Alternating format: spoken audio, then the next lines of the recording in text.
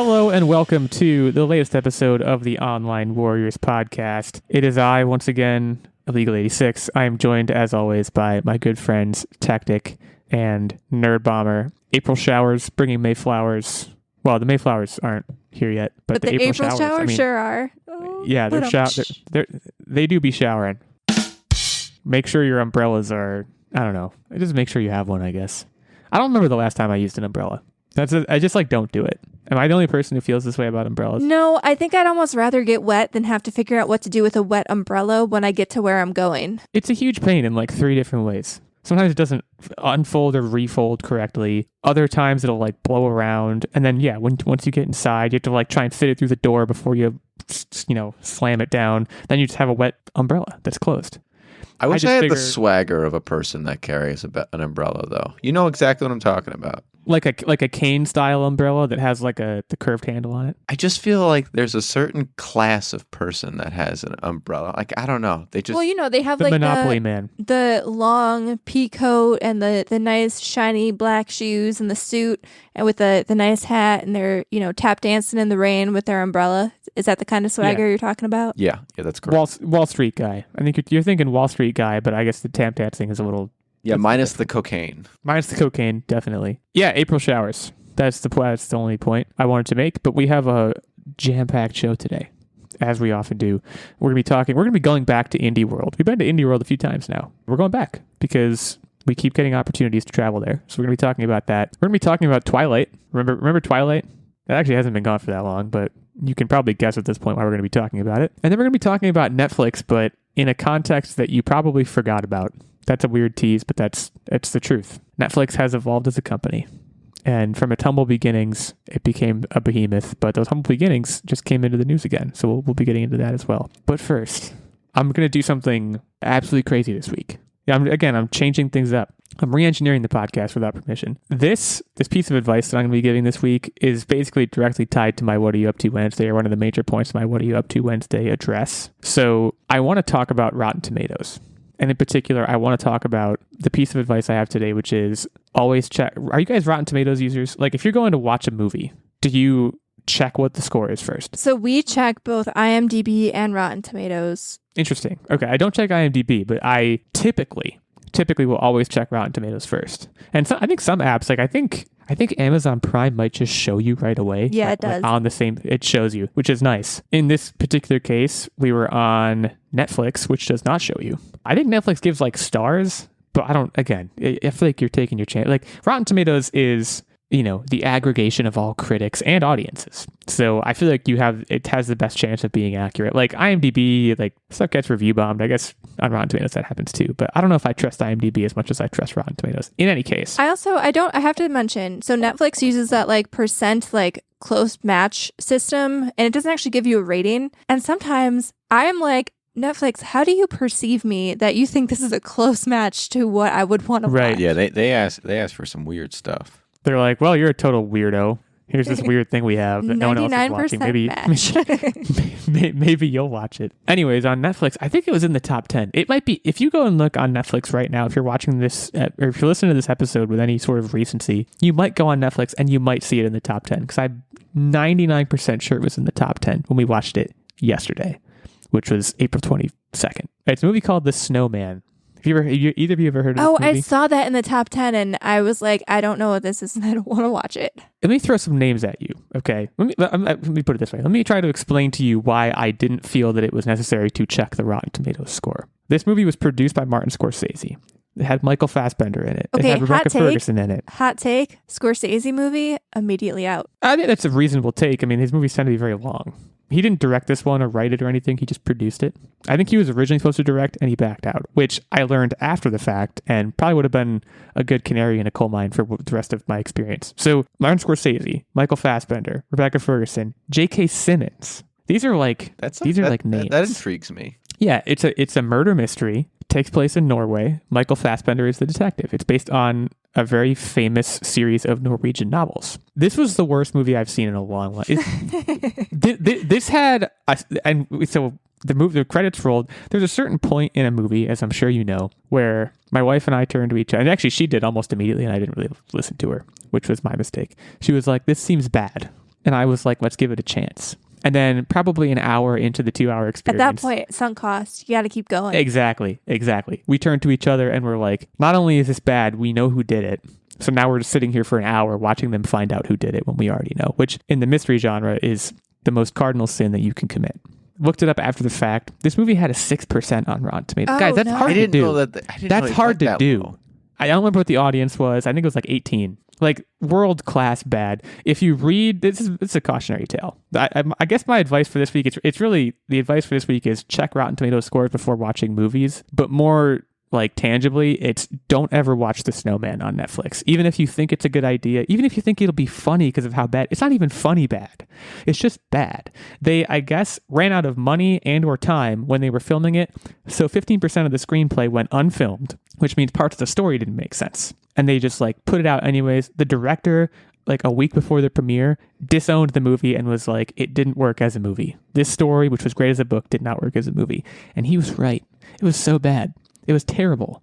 Guys, check Rotten Tomatoes. Check IMDb. Like you said, check multiple sources if you want. That's what the loser of the quiz is going to have to do. Watch a movie that has a 0% on Rotten Tomatoes. I actually really love that. I think there are some. There's a lot. There's actually a lot. I'm open to that as a punishment. And I think we should jot that down. But again, you run the chance that it might be funny bad. I used to watch funny bad movies all the time. I've seen half of Nick Cage's filmography. You guys remember the movie bad. Problem Child? 0%. I do not remember the movie Problem Child. It sounds kind of familiar, actually, but I don't think I've ever seen it. There was a sequel to The Highlander. 0%. Check Rotten Tomatoes. We could have saved ourselves 2 hours. We could have watched something different. You know, that is 2 hours of your life. Like when you're on your deathbed someday, you're going to look back and be like, on April 22nd, 2023, I wish I could have just gotten those 2 hours back. Yeah, I'm serious. This is deathbed quality stuff. Like I'm going to look back and be like, what a waste. I could have watched something that was good. Because there's like, I mean, we have a lot of streaming services. I could have watched a bunch of stuff. And instead we chose to watch this kind of on a whim. We're on a bad streak right now as far as streaming movies. I think I talked about Divergent last week. If not, I meant to, because that was also bad. Well, then we have a really good suggestion for you, which you'll immediately take and throw out, but we'll get to that when we get to the what are you up to. Yeah, I'm doing things out of order. I apologize for that, but I wanted my advice to be check Rotten Tomatoes scores. Again, just treat me like a cautionary tale here. People kind of crap on Rotten Tomatoes a lot, I think, for some reason. They think it's too minimizing. And like, in fairness, there's always movies that are going to have low scores that you're going to see and be like, hey, you know what? That was fun. Or like, it wasn't that bad. But like 6%, I feel like that's beyond the pale. I feel like it's just bad. And in this case, it was just bad. So check Rotten Tomatoes scores. Don't watch The Snowman. I just want to say one more thing. The main character's name in this movie, and this is not a joke. You're going to think it's a joke. Michael Fassbender's character's name is Harry Hole. Been there. Harry Hole, guys. I get that it's Norwegian, but like change the name. I would like to take this seriously, and I couldn't. So anyways, The Snowman, available on Netflix now to stream. It might still be in the top 10 because a lot of people probably did what I did. Saw the cast and the premise, which sounds really good and based on an award-winning novel, and it's absolute trash. So let's talk about something more cheerful than that, because that just put me in let's talk about a funny bad movie that I watched in high school. And that movie was a phenomenon in society. And that movie was called Twilight. Do you guys remember? Let's go back, because I think this was like 2008, 2009, if I had to guess, when the first Twilight came out. Twilight's coming back. It's coming back as a television show. It's an early development at Lionsgate TV. It's one of really the two major properties that they own in this kind of YA sphere. The other one, I believe, it's in this article, the Hunger Games franchise is the other big one that they own. Yeah, early development, no buyer yet, but they're essentially looking to revive this thing. Why? First of all, we'll talk about the why, but it's a really good question. It's a really good question. Have either of you seen any of the Twilight? I have read all the books and seen all of them. If you were a teenage girl in like the 20... Oh, it's lightning in a bottle. Yeah, the 2000s, the early 2000s to 2010s, like, you had to. And if you were a boy trying to like feign interest of a teenage girl, you maybe saw the first one and then said, you know what, it's not worth it. Is this based on is that a personal experience that you had? Correct. Okay. I watched it. Actually, I think I initially watched it because, do you guys know Mystery Science Theater 2000, like Riff Tracks? Yes. Riff Tracks did Twilight, and it's really, really funny. I strongly recommend it. And that's how I first saw Twilight. So you could make the argument that Twilight never had a chance with me, because I immediately was watching it in this farcical parody context where they were kind of just tearing it down and making fun of it the whole time. With that said, it's very easy to make fun of it because, like, in particular, I think Kristen Stewart is a very good actress. I think Robert Pattinson is a good actor. Kristen Stewart is like pretty bad in this movie. In the original one, I think she's pretty bad, and I'm not sure that's her fault necessarily. It might also be the fault of like the writing and the circumstance and all of it. But yeah, the deeper question here, which is why, has a very singular and obvious answer, and it's the answer to many questions these days in the media sphere. The answer is money.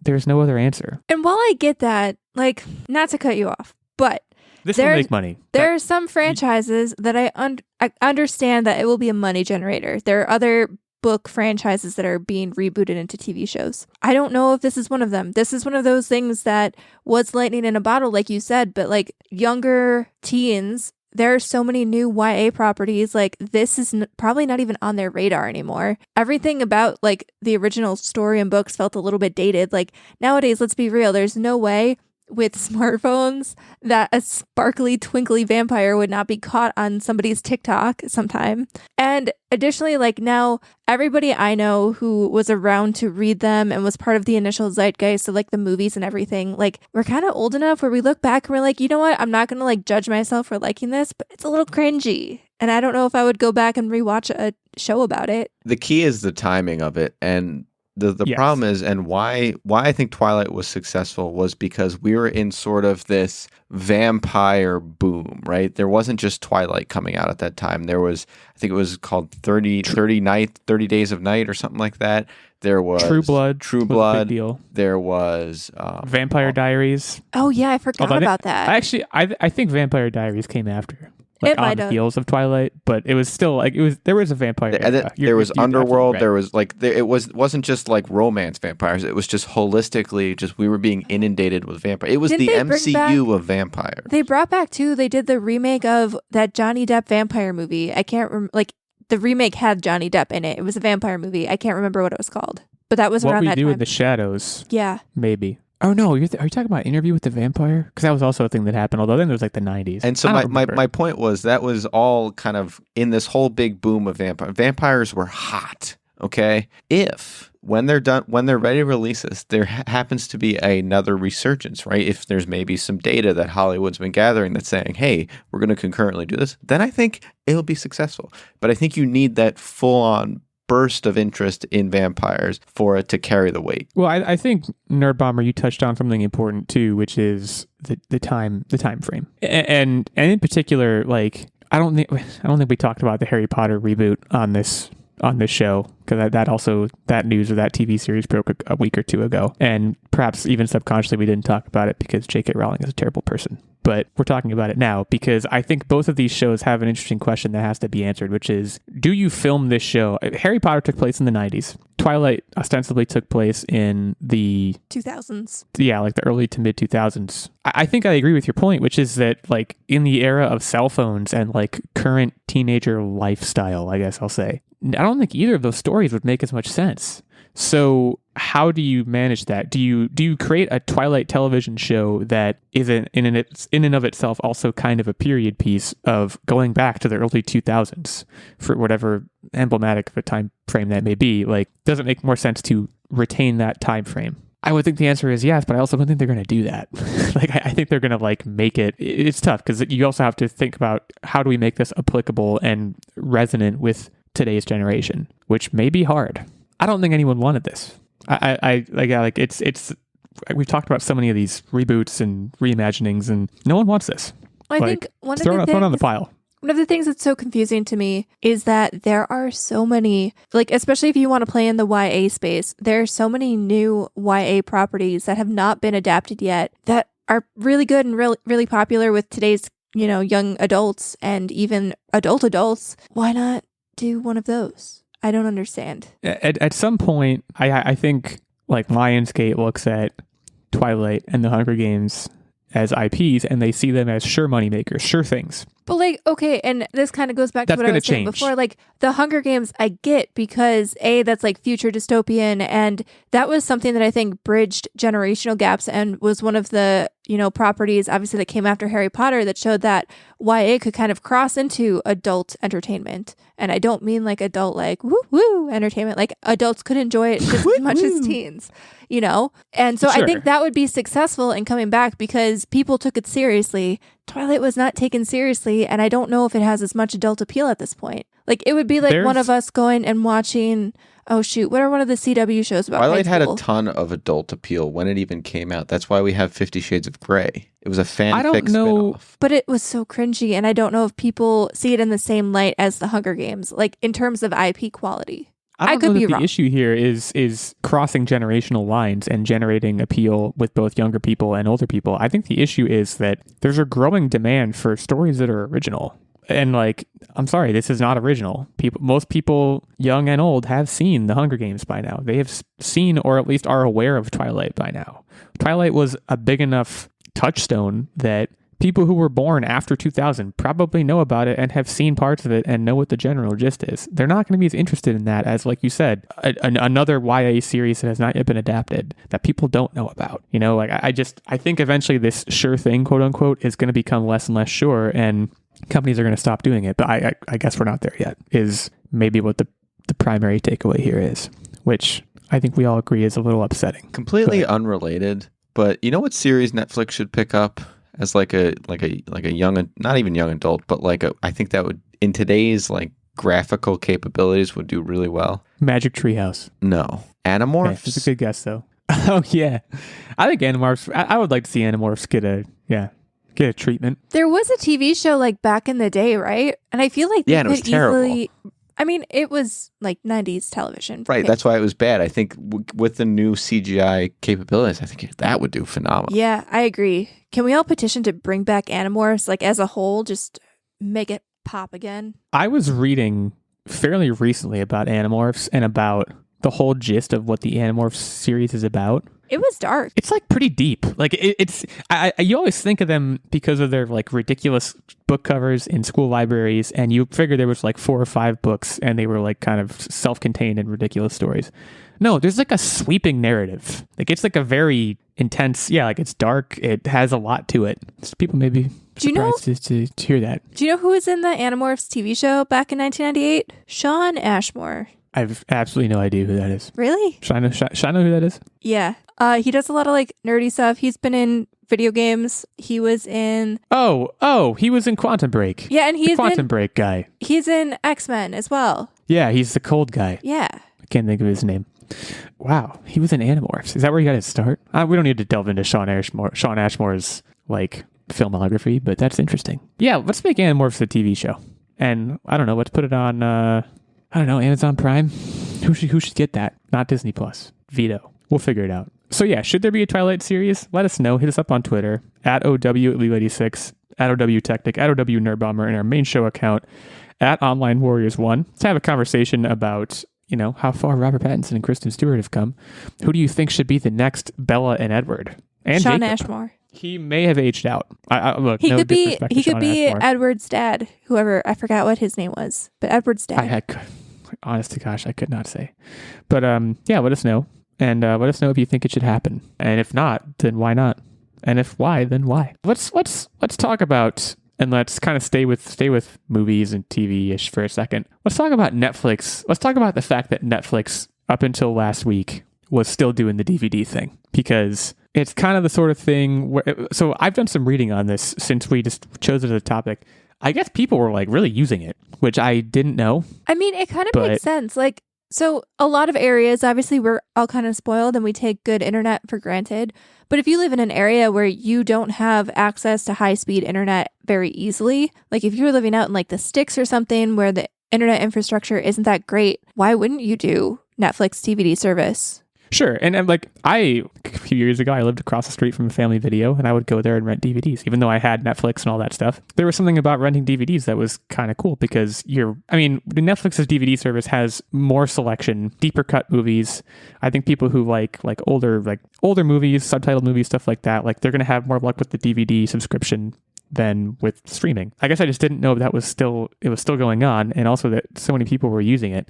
Now, I do say so many people. I was reading an article from CNN, I believe it accounted for 0.6% of their revenue in 2021. So not very much, which is probably why they got rid of it. But, there's things like special features to consider, DVD, like audio commentaries on DVDs that don't exist when you're streaming it on Netflix. The people that are using it are like, hey, Grandma, what videos do you want me to get for you? And then they'll go into their subscription and deliver and bring them to Grandma's house. Grandma will watch the movies and so they'll mail them back out for her. Like, it's not even Grandma's account. They're just like bringing some movies to Grandma so that Grandma can, stay up to date. No mention of grandmas in the article that I read, but it's possible that grandmas were a significant piece of this 0.6% pie. My article said that about 76.2% of all Netflix DVD users were grandma. I'm making that up. Yeah, that sounds about right. But no, it's interesting to think, we talked somewhat recently about like the revival of Blockbuster or whatever. It's especially in the context of that, it's easy to forget that Netflix was still doing DVD by mail. Even like the logo was even different back when they were doing DVD by mail. Remember the old logo? Remember the old Netflix logo? Mm-hmm. The colors haven't really changed, but it was kind of different. So yeah, I don't know. So I have gone but not forgotten, I guess. Yeah, go ahead. I have 2 comments here. So first of all, my first comment is don't forget that your local library, for the most part, most libraries do rent for free DVDs. Even new releases. That's a good PSA. So yeah, and Blu-rays. And Blu-rays. So if you're still in the market for physical media, make sure you become a patron of your local library because they also need everyone's support and usage. And the more you support your local library, even by going and checking out materials for free, the more resources they're allocated. And secondly, I have a feeling, and this is just like as a whole. So remember how like vinyl went the way of the dinosaurs, or so we thought, when like cassette tapes came out, and then CDs, and then MP3s, and people like my dad who have their record player sitting in his closet, like they were like, oh, this is a dead medium. But now vinyls are hopping. People love vinyls. They've become a collectible. My dad is in the it's hopping category. Oh, okay. Yeah, he's like back. He's like in that sort of thing. I would not be surprised if, give it 15 years or so, DVDs and Blu-rays make a resurgence, because I feel like what tends to happen, especially as we move towards like a digital medium for our entertainment, is that eventually the physical thing comes back because people just like to collect cool stuff and it becomes like a novelty. So I would not be surprised if in like 15 years, if Blu-ray technology is still around, at least like Blu-rays and maybe even DVDs might make a comeback. So watch out. Just like the vinyl. I have a Blu-ray collection. It's very small, but I do have one, and they're all movies that I appreciate. Like there's at least a handful of them where I bought it because I appreciated the movie enough that I was like, I want to have this. It's a pride of ownership thing. It's just like books. It's a very similar concept. Definitely agree. And I mean, sometimes, the only way you can watch something is via Blu-ray or DVD. So every year, and I feel like we've probably talked about this, but we watch No Strings Attached, which is the fantastic Natalie Portman and Ashton Kutcher rom-com from the 2000s. And it's become like our yearly tradition. Not the Justin Timberlake one. No. Don't get them confused. Do not get them confused. But for a few years there, it was very difficult to find on streaming.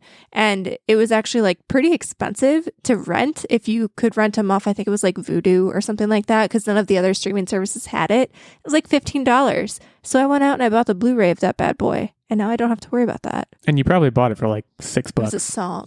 And it came with How to Lose a Guy in 10 Days, I think. It was like a dual DVD. Ooh, the combo. Yeah. Love the combo. Anyways, sorry, Netflix. I mean, I won't personally miss the DVD service, but I think they were doing Grandma a good thing. will. Me, Grandma, Mom. yeah.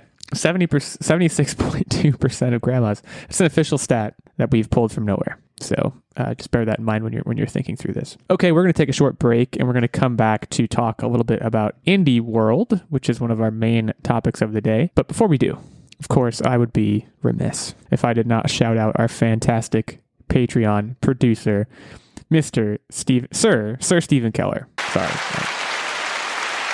Yeah. Yes. A round of applause. I'm doing that thing where you do a round of applause where you circle your hands while you're clapping. I can see it. It's great. It's an old classic. Sir Stephen has been supporting us on our Patreon for a while now at the highest of our 3 levels of support, which is the night level. We did knight him. We did the sword over the shoulder thing. And he gets access to the monthly secret segment and vlog, of course. He also gets input into the weekly game segment. He, of course, gets the occasional guest spot on the show, as well as this producer's shout out. So you want to be like Steven If you feel like you are not quite as noble as he is, that's understandable. Very few people are. There's also a Squire level of support, which gets you access to the monthly secret segment and vlog. And there's a page level, which gets you access to the monthly secret segment. Patreon.com/Online Warriors Podcast is where you can get the details on any and all of those levels of support. You can head over there, say hi to Steven, say hi to us, and consider giving back to the show that hopefully has given you something. So again, that's patreon.com/Online Warriors Podcast. Thanks again to Steven. We'll take a short break now and come back to talk about Indie World. Venture deep into the backwaters of space. Mid-space station, a lawless metropolis run by gangsters, where anyone could earn a fair day's pay if they're willing. Ah, you're here for the job? Meet Cleo, a bipedal bear creature armed to the teeth. If I was an inch taller, I'd be round! And Dr. Z, a psychic jellyfish. Now in surgery, we want to go for the heart and the brains. Join these friends on a haphazard adventure, trying to make their way in cold, uncaring space. A podcast filled with adventure, action, romance, and friendship to conquer the ages. So if you want to hear more from the Backwater Bastards, search Backwater Bastards wherever you get your podcasts or visit us at backwaterbastards.com. Backwater Bastards, a comedy sci-fi tabletop podcast.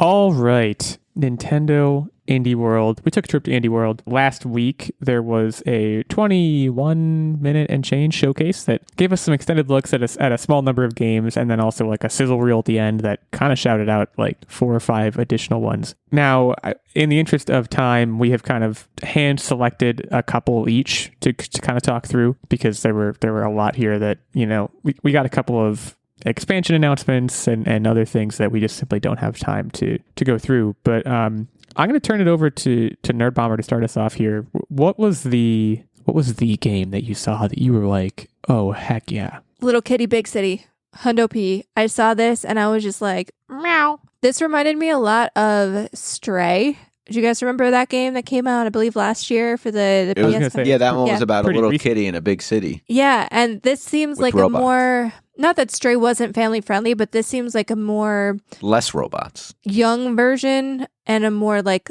less cyberpunky version of that game almost, where you basically get to roam around and be a little kitty in a big city and wear some cute hats and have some kind of story adventure. And to me, this is like one of those things that's right up my alley lately. Alley cat. And Ha.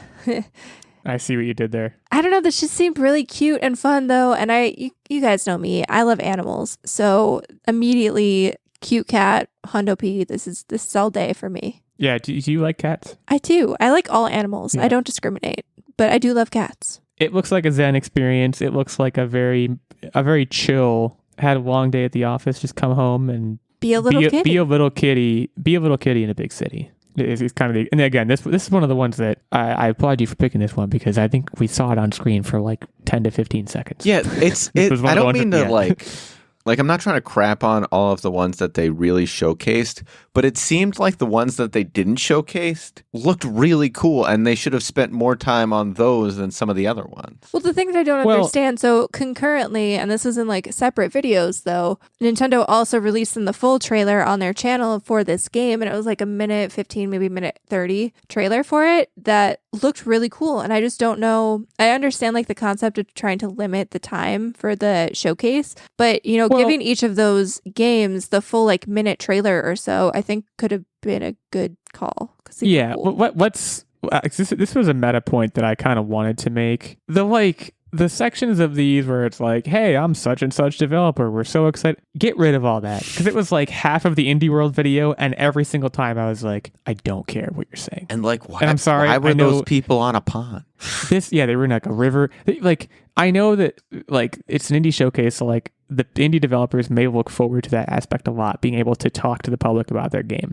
As the public, let me say that we do not care. Is that a fair? Well, I think Is that fair to say? if the game calls to me, I will look up more information and look up Yes. podcasts with the developer or that should be videos the and separate interviews. videos. Yeah, like that should be Yes. like the, if you want to hear more from the developers, go check out the additional videos that we've posted. you know? Yeah, probably a quarter of this 20-minute video for the showcase was constituted of people just sitting on a couch being like, we made this game, we hope you like it. And I was like, yeah, I know, I'm here to see the game. And I mean, that would be I fine. Like, I want developers to be able to get their day in the sun. You know, they probably work hard, and indie developers. But there's a better venue for it. Well, I think even if limit the time, like you don't have to show a weird like minute-long clip of people walking in a lake. Like, just say, hey, they weren't walking. They were just standing there. Yeah, okay, but just be like, hey, this is my game. Check it out, and then give me interviews in a different format or something. I don't know. Right. In any case, yeah, it's again a meta point. I did not know there was another trailer for Little Kitty Big City, but I assume there's more cat tomfoolery that takes place. And sticking with cats, actually, one of the ones I wanted to talk about was, yeah, you guys should know if you listen to the show for any amount of time that I'm a board game person. Quilts and the Cats of Calico. Really? Yes. Well, Calico is... I've never played the board game Calico, but I'm told it's very good. It's been on my list for a while. It has a solo mode, which for me is a super important aspect of any board game worth its salt. Honestly, the cats thing, I could give or take. It looks like there's like cat customization in this game as well. I just kind of want to play the board game, but it looked like it was a well-made thing. And I'm all for more high quality board game ports existing on the Switch. So I don't have much more to say about it again because I've never played the game, so I don't know the ins and outs of it too much. But it looked pleasant. Hopefully, it costs like $20, and that could be an easy $20 for me to plunk down. I think that's it for cat content, though. I don't know how many other cats there are featured in this. So Techtic, take us on a non-cat journey, if possible. All right, so you guys, it feels like you guys were in the chill vibe bandwagon. I was more in like the boots and pants or boots and cats kind of side of the cats. And what I mean by that is the rhythm games. The two that really stood out to me was Necrodancer and Bomb Rush Cyberfunk. Both of those had you basically bobbing your head, feeling good. So before I just kind of say that they're just fun jam, I'm going to go into each one individually. So Necrodancer was exactly that. It was kind of like a Guitar Hero-esque where the beats were streaming down, but your beats let you like fight the monsters and fight the boss fights. And it was just kind of like a fun, like bouncy, like music game, which I was vibing with. It seemed just kind of chill, pop in your headphones and get playing. Bomb Rush Cyberfunk, that junk was Tony Hawk, rollerblades, fun music vibe for me. And it looked like it had like all the tricks, and then there was like a graffiti element, so you get like side missions where it's not just roller skating. It just looked like a fun time. It took me back to my roots. Specifically Tony Hawk Underground with the graffiti stuff, right? For reals. But those were both like just sick beats, good fun, and just a good time. I just got like head bobbing. Good time. Now he was over there. His hair was, whipping back and forth. He had the finger horns up. He was headbanging. I think I've mentioned on the show like a month or two ago, I talked about how I think Guitar Hero should come back. I think rhythm games should be a bigger deal than they are. Generally speaking, I think they're so cool. I don't own any now. I'm not saying I'm contributing to their renaissance. Hey, but yeah, you should put your money where your mouth is, man. I'm all for the resurgence of that genre, and yeah, these both like you said, they definitely are more so Bing Bang Boom than both Kitty City and Calico. It takes a village, it takes all kinds. I will say what was cool about the showcase was the variety of different games that they showed. And I mean, that's something that I really love about the indie space in general. It feels like you get a little bit of everything. There was some side scroller action, like a lot of like retro vibe stuff. Oxenfree 2, looked like a very like story driven, almost like a Stranger Things kind of vibe, which I never played the first one, but it's produced by Netflix. I need to do that. So like tracks. I think I need to play Oxenfree. That was my takeaway from watching the Oxenfree 2. And honestly, the same thing might be said of Blasphemous. Maybe less so that one, but like Oxenfree, I was really like, I need to be playing this. The other one that I maybe was most excited about, to be honest, I mean, I used the cat segue before, but the one that stuck out to me the most as being fun, I am a big fan of Overcooked. And Plate Up is basically Overcooked but you're not just in the kitchen anymore. You're also in the front of the house, which I think is a really good idea to kind of build on an already proven concept. And these games are stressful. Roguelike elements too, them. Which you like lately. Yeah, that I'm less excited about. I've kind of fallen off the Returnal wagon because it feels like a treadmill, which is literally what roguelites are. That game just looked too stressful for me. I don't understand how. I knew you were going to like it, but man, why do you like to be stressed? It's frenetic. Assuming it's anything like Overcooked, which it looked like it was, it's frenetically paced. It's I'm sure going to make me a little sweaty, but I think sometimes that's a good thing. I think the co-op Yes. action makes it fun too, and I think that's a big element of Overcooked that makes that game fun is, if you play with even one other person or a full group of 4, trying to shout instructions to each other and get coordinated and get in sync, I think makes those games, even though they're really frenetic, still pretty fun. Yeah, I just, again, I blew through Overcooked so quickly when I first played it, and I remember loving it so much that I think this would be a sure hit for me. Also worth noting that this one comes out in October. I'm just reading that right now. There weren't as many that I always love Indie World, and you were talking about how the variety is great. I'm always super impressed whenever I watch the showcases. I feel like there was less this time. Like, oftentimes we get these showcases and they're like, this one's out today. I feel like we got less of that this time. And I don't know if there's a specific cause or reason for that, but it was something I noticed. There were, I think, a couple that were released today, but I don't remember which ones they even were, which is probably bad. I think Blasphemous 2 was one of the ones no, that wasn't that one. Cult of the Lamb DLC comes out April 24th, which was, I think, the day after the showcase or something. Well, no, that wouldn't be, right? Like a week after or something like that. But there was at least one thing. Teslagrad 2 and Teslagrad Remastered. That's what it was. I noticed. Yeah. So yeah, if it wasn't immediately clear, there's a bunch here that we, again, just don't have time to cover. A lot of DLC, a lot of really cool things on display. If you have 20 minutes, you could sit down and watch the entire showcase, and there's going to be something that sticks out to you that maybe didn't necessarily stick out to any of us. That's what makes the gaming world a wonderful and beautiful place. So go check that out. Let us know on Twitter. Handle's already mentioned what games you were excited about from the Indie Showcase, whether they were ones that we mentioned or whether they were ones that we didn't. Yeah. Shout out to Indie World. It's a cool thing. And, I don't obviously Sony and Microsoft aren't really doing that. Yeah, the way that Nintendo is. And I think that the eShop, for whatever reason and in whatever way, it really fosters that. There's so many games on the Switch that are like $5 and they might be really great games, So just want to applaud Nintendo for that. That brings us to what are you up to Wednesday? First of all, what are you up to Wednesday? What are you up to Wednesday? I already gave the main chunk of my update with Snowman, which was horrible. The other thing I wanted to mention, because I think I mentioned it previously on the show, I started watching Andor at one point, and I kind of fell off the wagon on that show. Really, exactly halfway through, I stopped watching it for some. I think I got busy or something. I picked it up again, and I'm almost done with it, and it's really good.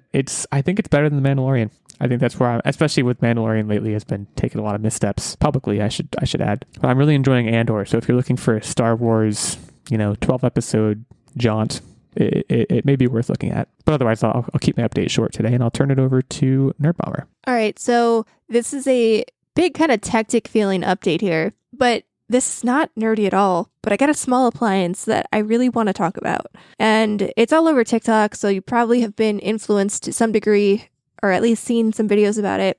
But the Ninja Creamy is a gift that I received a few months ago, and now that it's finally warming up, I'm getting a chance to dig into it. And what this thing does is basically turns anything into ice cream. And seems like a bombastic kind of claim there, but so far we've made a vanilla base ice cream, and this is all I will eat dairy. Let me be very clear about this. The world is not stopping me from eating dairy. I want mac and cheese. I will eat mac and cheese. I will suffer maybe later down the line, but I will eat it. But this poop wise, just to be clear, to clarify. To be quite Which clear. I honestly don't think that's suffering. I think that's a welcomed release, but It's worth it, yeah. But anyway, go on. But this basically gave me the opportunity to test drive some non-dairy, non-preservative, if you care about that kind of thing, and very clean ingredient type ice creams. And so we've tried a vanilla base, and then obviously we had to throw in some non-healthy things. So we put in peanut butter cups and peanut butter, and that was very, very good. We did a peaches and cream where it was basically just a bunch of frozen peaches that I thawed and then, mixed up with a bunch of almond milk, and that was delicious. Also tried a 1 banana recipe with, a scoop of chocolate protein powder and some almond milk, and that was not as chef's kissy because the banana flavor kind of took over, and I think I maybe need to throttle that back a little bit, but still pretty chef's kiss. It was very creamy and delightful. And then we also have you can just take a can of pineapple chunks and dump it into the pint and then freeze it overnight. And then the next day you can make ice cream out of it. Nice sorbet. So we have a few pints chilling in the fridge. We've got some mandarin oranges. We got some pineapple chunks. We made some blueberries and cream ice cream that's chilling and ready to go. Man, this thing is just incredible. I usually don't buy the hype on like single use appliances, but I'm a believer. This thing is incredible. I love it. So before we started recording, started airing this, Nerdbomber had mentioned this to me, and I told her that I had some potentially stirring thoughts on this that I've made her wait very patiently for, because she basically was like, come over and we'll have an ice cream sundae party. Cream on you. Some clutch cream, And what I wanted to say at the time, what I withheld because I thought would make for good in-episode content, is that if you ask me if I want ice cream, first of all, the answer is yes, I want ice cream. I want vanilla and chocolate sauce, and that's it. I mean, that can be arranged. Yeah, like the question was, tell us your flavor and we'll hook you up with some homemade ice cream. But there's no way that's not a little bit, considering everything you just said. Let me put it this way. I've voiced that opinion before in other crowds, and You need better friends. I've been mocked. And I don't think for it's liking vanilla ice cream? Yeah, there's nothing wrong with that. And honestly, we can make vanilla ice cream, and then if we don't want to eat plain vanilla ice cream, we'll just throw some blueberries and chocolate syrup on ours. No one is like imposed in any way. Plain vanilla is one of the most inoffensive ice cream flavors ever. Like, everybody should like it because you can make it whatever you want. And it's by the way, slate. we keep plain vanilla stocked in our house because of that exact reason. You never know. I'm just saying people have been borderline offended by that opinion of mine. Well, those people first of all, thank you. Can just go take a hike. Tell them that. Next time you get mocked, say, my friend Nerdbomber wants you to go take a freaking hike. But say it like you need exercise, like that kind of tone. So this way they also like have some self-esteem issues. Like, yeah, right. It like destroys them. Okay, I'll come over for ice cream then. Mission accomplished. Problem solved. It is good stuff, though. It is like, it takes a little bit. Like, our first batch was a little like ice chippy, but you experiment a little bit. I mean, we've only made 3 so far, and it's progressively getting better. So it's good stuff. It's just basically, the book doesn't tell you. So this is a pro tip. If you buy one of these machines, the book does not tell you that you should take it out and let it thaw for like 15 to 20 minutes, because you have to basically prepare the pint the day before and freeze it overnight. Because and I said this when we were offline too, but if you throw a can of like warm pineapples and syrup into this thing, like, I'm sorry, you're not getting ice cream. You're just getting like weirdly stirred up pineapples. No, you have to like do a little bit of prep work. But the pro tip is, if you do take it out and let it thaw for about 20 minutes, like, the ice crystals kind of break down a little bit, so you don't have to respin it in order to get creamy ice cream. So some might call that melt. Yes, they will melt. But yeah, so that has been really great, and I've been having a blast with that. So thank you, Mom. Thank you for that gift. It was so great so far. I love it. Shout out to Mrs. Nerdbomber. But the other thing is, I finished the Ballad of Songbirds and Snakes. It was better than I thought. So I know I talked about this a little bit last week, but I did wrap it up since then. It's essentially the prologue to the Hunger Games, and it follows President Snow when he's a boy and how he gets involved in the Hunger Games to begin with, and essentially like his journey to becoming the bad person that he becomes, that you meet when you start reading or watching the Hunger Games with Katniss. And it also tells the story of the first District 12 victor, which they kind of touch on in the first book a little bit. Like, they don't mention her by name, but they do like casually just throw it in there that like there was a previous victor from District 12. And it was I mean, if you like the Hunger Games, it was a good book. I enjoyed it. I think it really gave like, in the beginning of the book, you kind of start to like President Snow, but then you kind of see how he descends into darkness and the things that influence him and impact him, and how society kind of warps him to become the person that you meet in the original trilogy. Was this an ultimate power corrupts ultimately kind of story? Not really. It was more like getting beaten down by an evil person and almost developing Stockholm syndrome to their views a little bit, like where the goodness is kind of like beaten out of you a little bit. So it was an interesting read. I'm going to be interested to see how they adapt it into a movie. I know I've already seen a few like screenshots that came out of the movie. I think it could be pretty fun. I don't know if you like the Hunger Games, it's kind of more of the same, a little bit better quality of writing. Not that the Hunger Games, the books were like bad writing, but like you can definitely tell that Suzanne Collins has improved her craft even since the Hunger Games trilogy came out. So that is that for me. I really enjoyed the original trilogy, so it's a good rec. Yeah, you should take a peek at the book. It's pretty good. T-Dog, what do you have for us today? So I have 2 things that I want to talk about. One, a while back, Nerdbomber started playing Crab Champions, and she Crab became a Crab Champions. Champion. We tried to play together. However, you needed to buy a second copy of the game to play in the same household. I did it. I bought a second copy, guys. $8. He went for it. $8 I went for it. So she was playing on her Steam Deck. I was playing on our PC. And guys, this game's the real deal. It is legitimately fun. I think it plays much. So I played it a little bit on single player before co-opting it up. And the co-op just makes it so much better. It makes the punishment of a roguelike game less punishing, because if you die, but your partner kind of finishes the round, you come back, so you guys can keep progressing, and it's not like it's over and you got to start all over. So it gives you kind of like a saving grace, It helps when you have a Crab Champion on your team. which is nice. Would you say that you're a Crab Champion at this point? Technically, yes. Could I do it alone? No.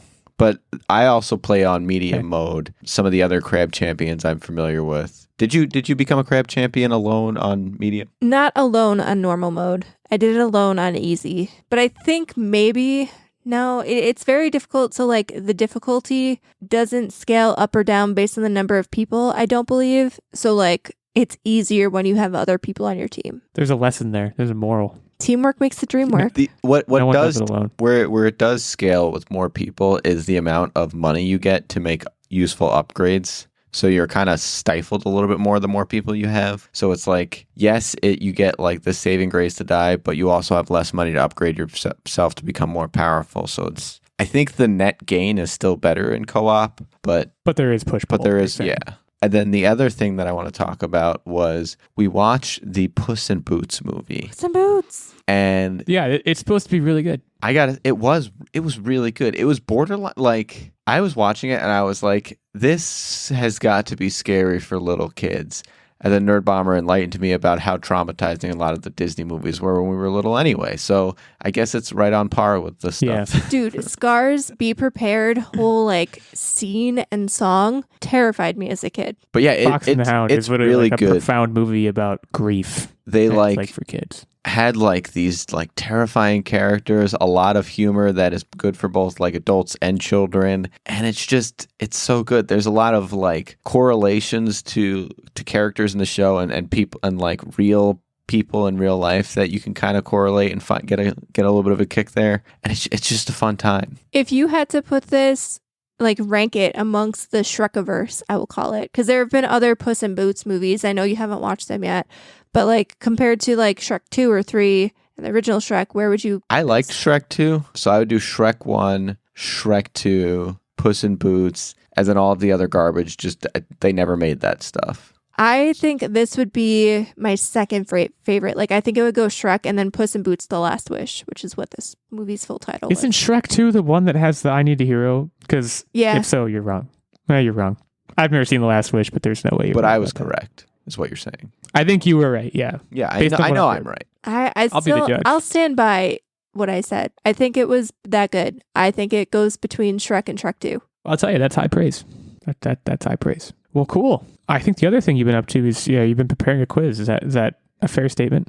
Yes. Well, without further ado, take it away. So the quiz topic is the Hunger Games, and it seems like Nerdbomber already has an advantage, and it's not because of her score in the standings, but that is also another advantage.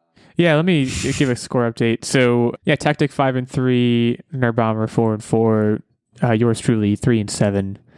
Steven, 1-0. Congrats to Steven. Yeah, no, I'm willing to take my lumps here. This doesn't seem good. Yeah, But so look, I'm here. it seems of all of us, she is the number one biggest fan of the Hunger Games. But however, if history serves itself, I've beaten some other self-proclaimed experts, and same thing went for the other members. So it's anyone's game. With that, when was the first Hunger Games book released? And we're gonna have Nerdbomber go first. What year? 2006, I think. Ooh, that's a good guess.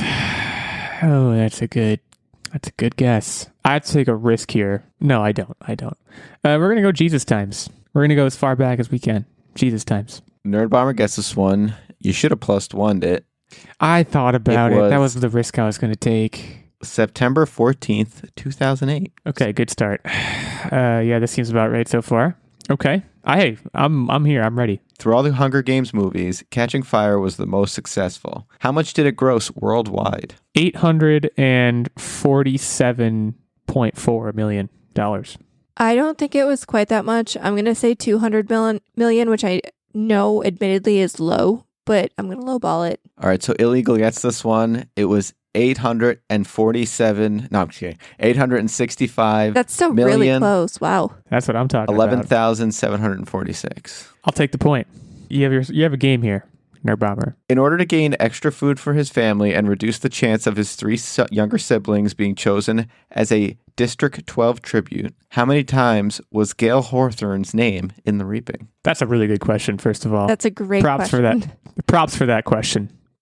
It was like I can't remember. It was a crazy amount, I want to say, though. I'm going to say 20. I agree. I think it was a crazy amount. I'm going to say 21 to be safe. I'm going to use my +1. So Illeagle gets this one too. It was the answer to all things ever. 42. Yeah. I'm proud of you Okay, I'll take guys. the I'm point. really proud of you guys. Yeah. Next question. How many Hunger Games were completed? Whew, that's another good question. 127. Yep, 127. That puts me in a bind. This is not my answer. I wanted to say 125 because wasn't it like one of the final Hunger Games when they escaped the Quarter Quell, which is how all the ex-contestants and stuff came back into the games. But was that completed? I'm going to say 128. We did it. Is that Respect. that's like so close to his answer? He said 127. I +1'd him. Oh, Yeah, okay. she used the +1. Thought he said She 5. did it. So you both busted.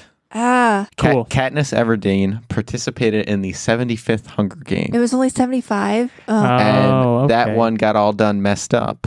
So really, 74 were completed. Sure. Okay. That's great for me. We're going into the last question, and Nerdbomber has no +1. I feel okay. How many books are in print, including the trilogies, as well as movie tie-ins and prequels? Oh, so like variants? Yeah. Are you talking about like even like international editions, like non-English editions? Yes, all books worldwide. There's 4 books total. It's more than 4. I know that. Yeah. I'm assuming like they got reprinted for the movie tie-in and then probably had like a special edition each. Well, the original 3. So it's 3 times 3 times 3 plus. She's so, mathing, y'all. Yeah, I'm Can you feel 30 it? and then maybe like 20 different countries. So 600. You think 600 books were printed Yes. worldwide? Do you mean Wait. Okay. Like total number? I'm talking copies. Oh, Okay, you're being confusing. Yeah, you're being You're- very confusing. yeah. Like individual books. How many have been, copies of all of the books? Like if you took Oh, all of the I can't Hunger math Games that books shit then. in the world and put them in a pile. Yeah. Okay, How many are there? This is just a wild stab. Then I'm gonna say probably like I don't know, 100 million. Okay. It's got to be more than that. I'm going to say 300 million. So you both busted. Really? That's fine. It's 26 million books in the trilogy, and all other books are. That's printed. it. It doesn't seem Weird. like enough. Yeah. Holy crap, I won. Oh my goodness. And it was in spectacular fashion. Both of us busted twice, but I'll take the win. That's how you do it. So I moved to 4 and 7, Nerdbomber to 4 and 5. Techtic remains at 5 and 3. The standings therefore obviously do not change. And I'll be hosting next week's quiz. Hopefully you show up for that. Hopefully you just show up again just in general. We'd love to have you. So stop on by again. In the meantime, you can leave us a review over at Apple Podcasts. Let us know what you think of the show. And hit us up on our Twitter handles already mentioned. And stay safe and keep on podcasting. Have a great week, everyone.